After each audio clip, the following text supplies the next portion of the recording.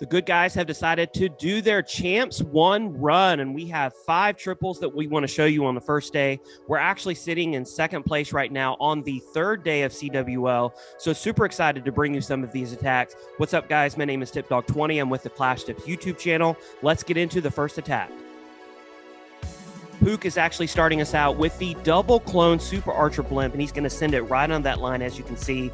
He sends out a Lava Hound ahead. I would be super afraid that there would be traps in that little compartment, but he lands that blimp right next to the town hall, a little ways away. With Super Archers, you can be up to 7 tiles away, so you want to make sure that you get that. Then he throws down his Invis, he throws down his Rage, he throws down his double clone, and then he just invises from there, and the Super Archers are able to take out the entire core.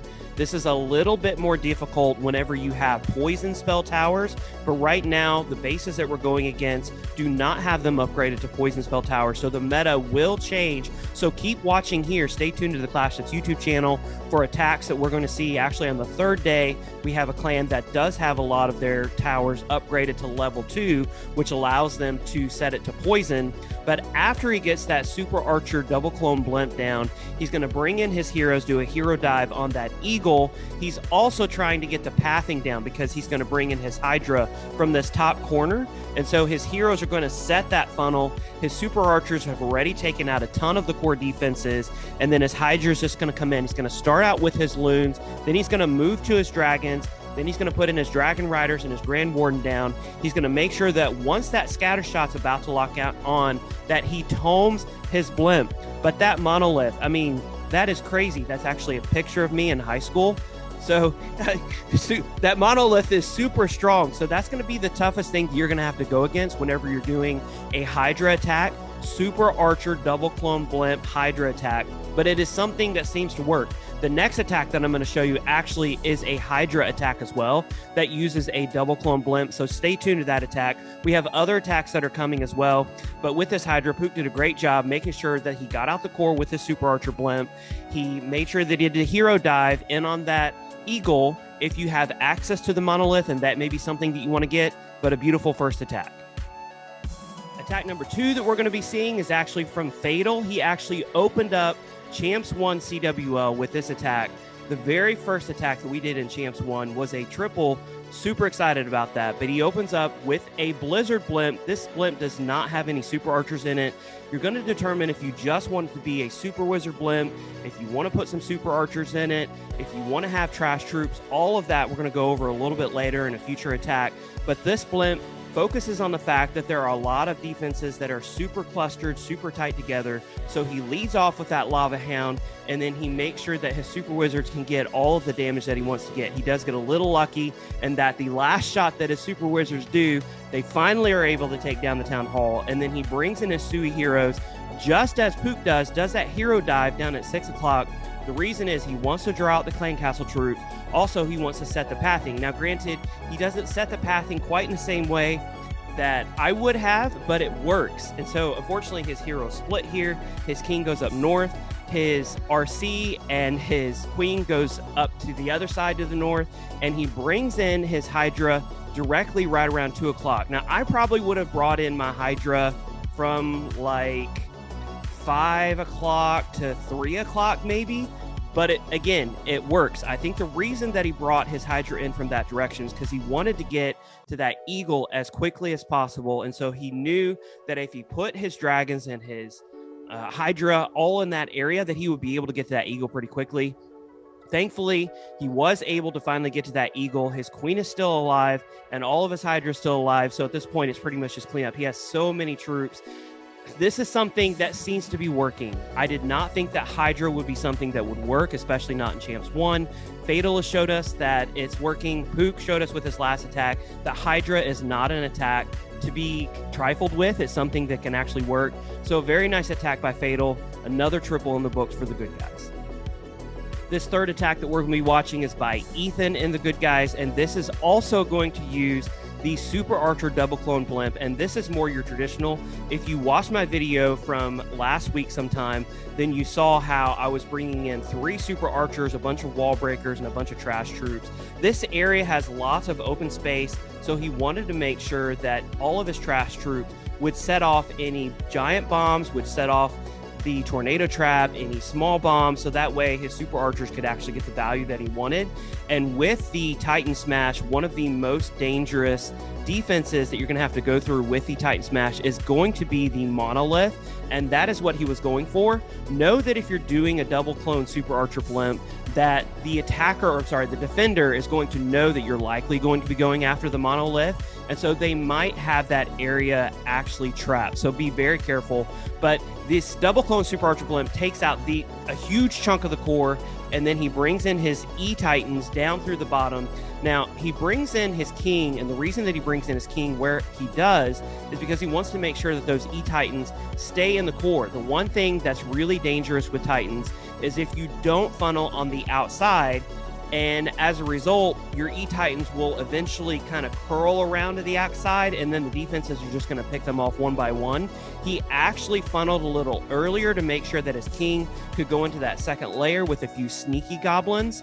I did not catch that actually in my replay, but that's an amazing catch. That's something that you can do. He's also continuing to funnel. He brings in his RC from the bottom again to make sure that his king does not go to the outside, to make sure that all of those E-Titans stay inside. I love the E-Titan aura.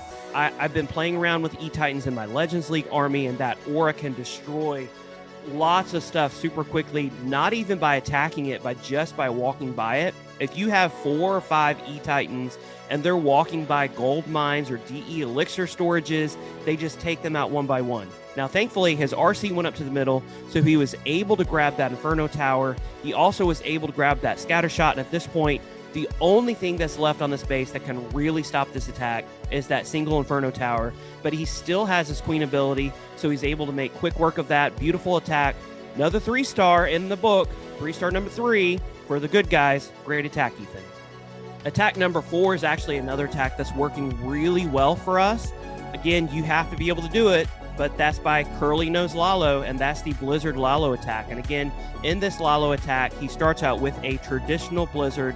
He does not put any super archers in. Again, this is something that you're going to have to look at the base and decide, do I need super archers? Do I need to burn 2 clones in order to get all the value that I really want to get? And if you look at this base, there's a ton of empty space, which granted, that could mean that it's heavily trapped. Curly has a backup plan for that, but if his Super Whiz goes down early, he's going to have to figure out some way in order to get the Town Hall. But he's able to get the Town Hall down. He's able to get the Scatter Shot, a lot of really high-value defenses, but he didn't want to waste too many spells in doing so. And in doing a traditional Blizzard, he only has to use 5 spell space. Then he's going to bring in his Hero Dive. He's going to bring in his Sui Heroes from the 3 o'clock corner. He's eventually going to bring his RC in behind his king, and that RC is going to go in, and the purpose of that is to target on that multi-target Inferno. Once his Sui Heroes have gotten the value that he thinks that he's going to be able to get, and again, the one defense that you really have to be careful of with your Sui Heroes is that Monolith, and that Monolith almost stops this attack, especially a Monolith that's in the center. Very similar to a multi-target Inferno that's in the center, but he brings in his balloons right here, and he's going to do the Lalo, and it's going to curl around. And the only thing that I can think of is the Hog Rider looking at the balloon parade, because look at all of these loons, and these loons are just going to path right through the base, right over the top of it. I laughed whenever I thought of the Hog Rider. No way! That's a beautiful balloon parade!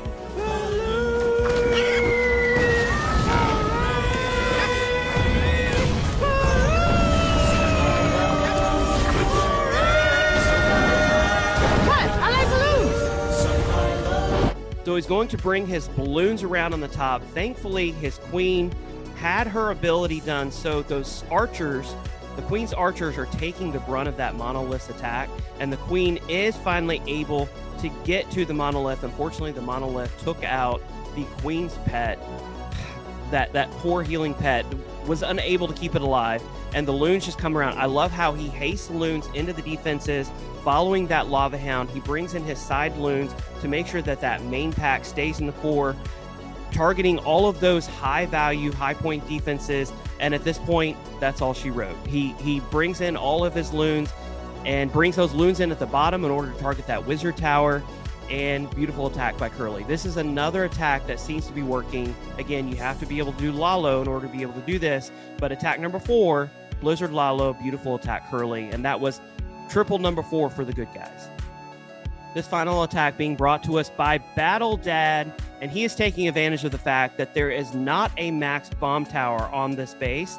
If you see a base and they have not upgraded the bomb tower, take advantage of that fact.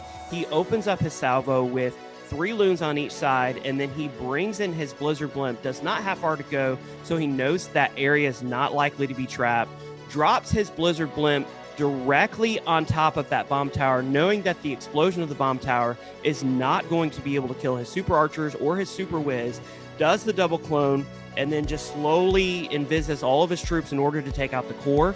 Once his troops take out all the core, of course, they have drawn the clan castle. He's going to start out with a sneaky goblin on that gold mine there at around 9 o'clock, around 8 o'clock. He's going to start the funnel, and then he's going to bring in his queen. Then he's going to bring in his Grand Warden. She's going to have the healers on her, so that way she can stay nice and healthy, stay nice and alive. And then he's going to bring his Titans in. Now, remember before when we talked about with the E-Titan Smash, you want to make sure that your E-Titans stay in the core of the base. You don't want them to curl outside of the base. You want them to stay in the middle, so that way all of those big defenses, like that scatter shot, for instance, are not going to slowly pick them off on the outside of the base. So he does that by funneling with his king on that top right side of the base. He uses a sneaky goblin, and then he uses a Yeti to make sure that those E-Titans stay right there in the middle. Once his king gets down to pretty low health, he goes ahead and continues his funneling with a sneaky goblin, and then brings in his RC. Again, the reason that he's doing it this way is because he wants to keep his queen, his Grand Warden, all of his Titans. He wants to make sure that they don't traverse around the outside of the base, but instead they're going to stay on the inside. Even with that wizard, you can see the wizard is being targeted because he wants to make sure that all of his troops stay on the inside. Thankfully, the yak has stayed alive, staying out in front of that wizard that can do wizard things. That's Dave the Wizard, if you guys are Sir Moose fans. And all of his army is going to just cluster around the middle. And honestly, there's not much left at this point. I'm going back and forth on whether or not I want to use Hydra or whether or not I want to use E-Titan Smash. I did have a triple with Super Bowlers last war. Super Bowlers are tough in this meta because with these super open bases, you have to do a lot of funneling to make sure that your 5 Super Bowlers, which is what I bring, stay clustered. If this video was helpful, give us a thumbs up. We're going to have more content for you in the future. Don't forget to subscribe to the channel. We'll see you next video.